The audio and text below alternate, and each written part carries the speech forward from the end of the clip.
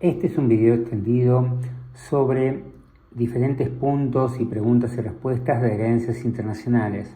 Recuerde que esto está visto desde un punto de vista general y, como cada caso es diferente y es particular, debe consultar a un abogado especialista en Derecho Internacional Privado. Si tenemos un caso de herencia a sucesión internacional entre dos o más países, ¿cómo puedo solucionarlo?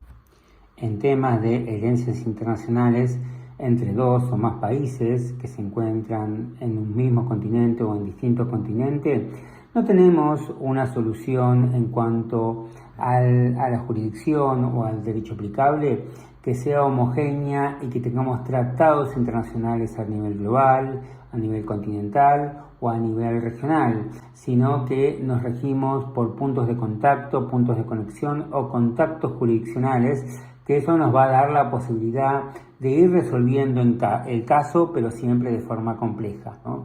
Los más comunes son el domicilio o la residencia habitual, que todo lo tenemos más en Europa, América Latina, Estados Unidos, Asia, África, Oceanía, o la ubicación de los bienes, la Citae. También en otros casos se utiliza la nacionalidad o ciudadanía, que esto lo vamos a ver en casos más relacionados con Europa, o la ley nacional, Lec Patrae, ¿no? Y también tenemos en Asia y en África algunas situaciones en que vamos a utilizar las leyes asimiladas a cuestiones religiosas o consuetudinarias. En cuanto a tratados o convenciones internacionales a nivel global, podemos nombrar solamente algunos, ¿no? Como el Convenio de La Haya sobre formas de disposiciones testamentarias de 1961. También está el Convenio de La Haya sobre Administración Internacional de Sucesiones del año 1973, o si no, otros convenios de Washington del año también 1973, pero proveniente de la UNIDROIT sobre testamento internacional, ¿no? También podríamos nombrar el convenio de 1989 sobre ley aplicable a las sucesiones por causa de muerte, que también es de La Haya, y otro instrumento como el convenio de La Haya sobre ley aplicable y su reconocimiento del año 1985. Luego, en cuanto a algún tipo de tratado o reglamento, podemos nombrar algunos que se encuentran en la Unión Europea. Ahí tenemos el reglamento de la Unión Europea, el 650 del 2012, que ahí habla sobre sucesiones, el certificado sucesorio.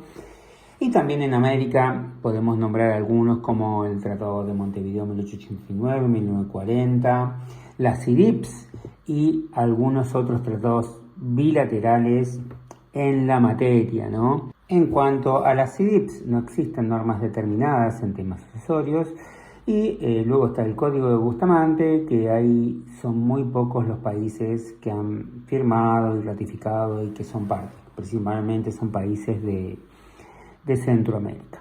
Luego, convenciones o tratados internacionales a nivel continental, tanto en África, en Asia o en Oceanía, no existen. Ahí nos vamos a llevar más por el tema de los puntos de conexión, los puntos de contacto, ciudadanía, nacionalidad, domicilio, residencia habitual o varios que hemos nombrado, ¿no? Que aquí lo que vamos a tener problema en cuanto a las normas de conflicto es a los diferentes tipos de reenvíos que vamos a tener, que es un tema muy complejo y que tienen que saberlo a la hora de llevar adelante una sucesión. En cuanto al valor de la consulta, la hora, en cuanto a una herencia internacional, bueno, esto va a depender obviamente de los diferentes tipos de países. Si tengo 2, 3 o 4 países donde tengo bienes, si estos están en diferentes continentes, si estamos hablando que la herencia se encuentra en algunos países de Europa o en Estados Unidos o en algunos países de Asia, puedan analizar todos los hechos del caso, que seguramente en muchos van a estar en diferentes idiomas. Va a ser desde $300 la hora. Esto es como mínimo, ¿no? Ya que si estamos hablando obviamente de sucesiones que se encuentran en países donde, como por ejemplo en Estados Unidos, en Nueva York, en California, ahí el valor de la hora aumenta considerablemente para ver toda la documentación y para ir viendo todo el caso en su totalidad. Y debe tener en cuenta también si los documentos están en distintos idiomas, también eso debe tomarse en cuenta. Recordemos siempre que todos los derechos internacionales privados son diferentes, más en temas de sucesiones, y si tenemos diferentes tipos de equipos de abogados en diferentes países, en diferentes continentes, obviamente por el valor en cuanto a la especialidad va a aumentar el valor de la consulta. Como siempre le decimos, en todo tipo de casos hay excepciones.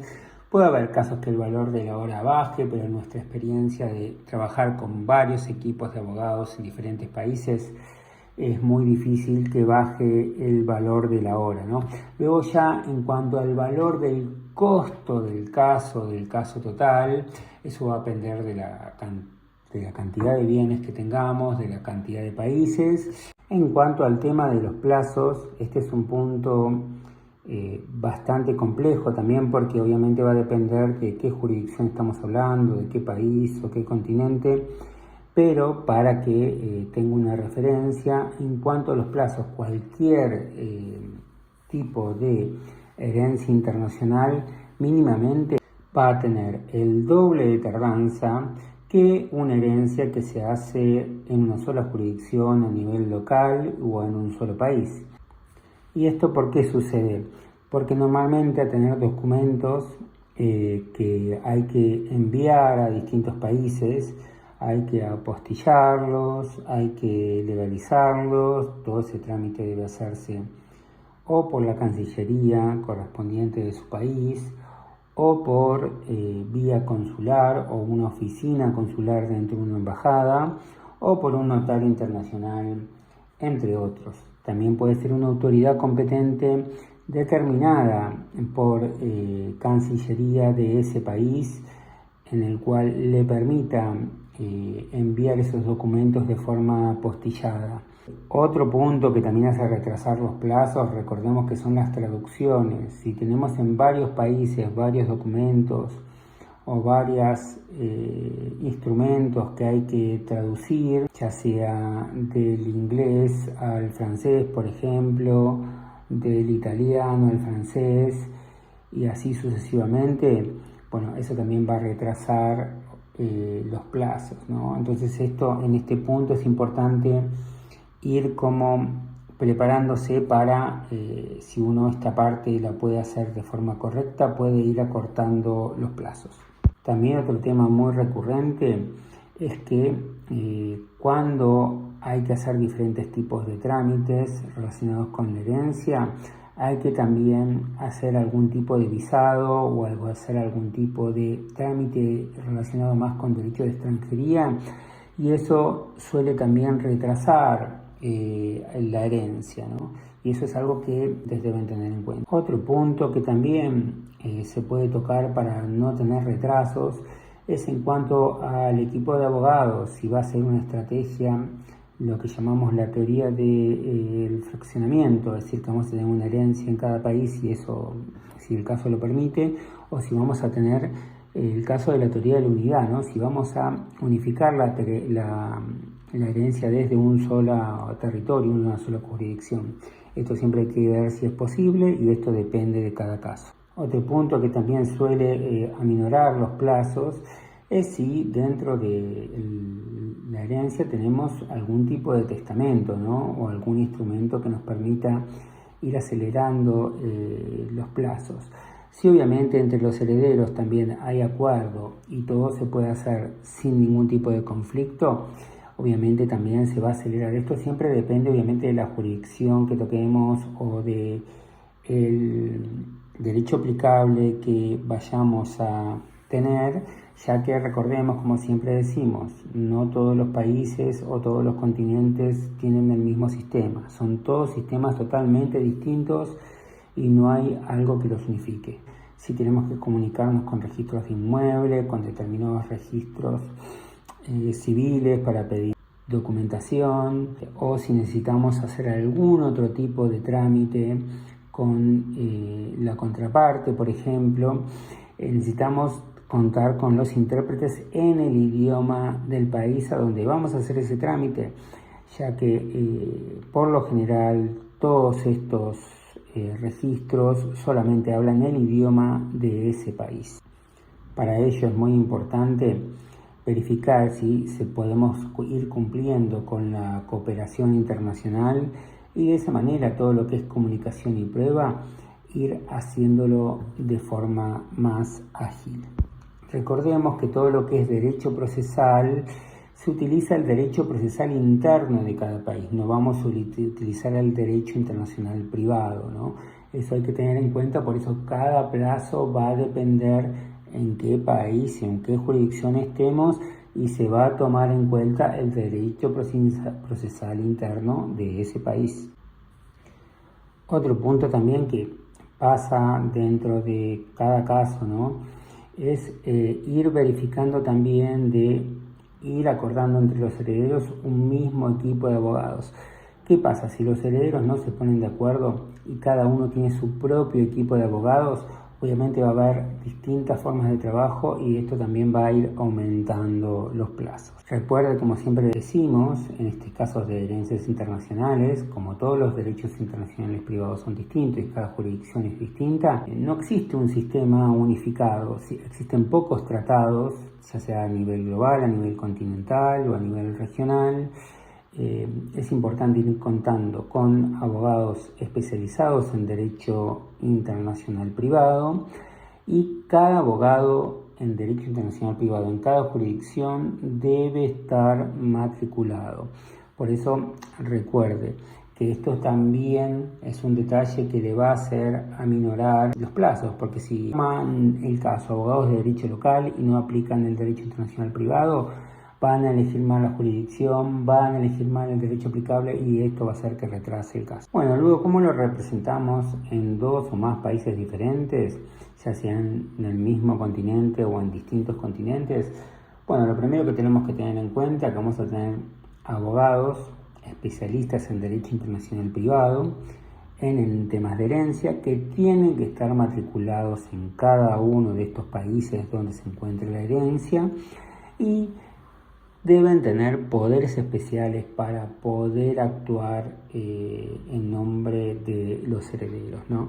Obviamente después cuando el caso se lleva adelante va a haber un país principal donde se lleva adelante el caso y luego países secundarios, ¿no? Eso también hay que tenerlo en cuenta a la hora de ir llevando adelante el caso. Y acá tenemos que ver cuál es el rol del equipo de abogados de derecho internacional privado. Lo más importante es que el equipo de abogados de internacional privado trabaja en conjunto, dirige todo el proceso desde el principio hasta el final.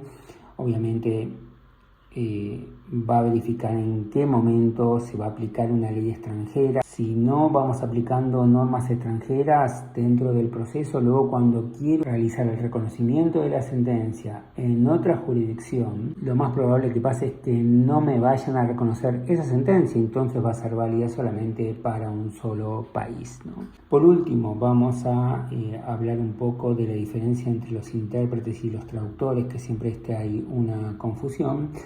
Los intérpretes pueden ser personas nativas que hablen ese idioma o que hablen dos idiomas y nos va a permitir solamente a comunicarnos, ¿no? A realizar las comunicaciones. ¿Esto para qué sirve? Para que se aminoren los costos.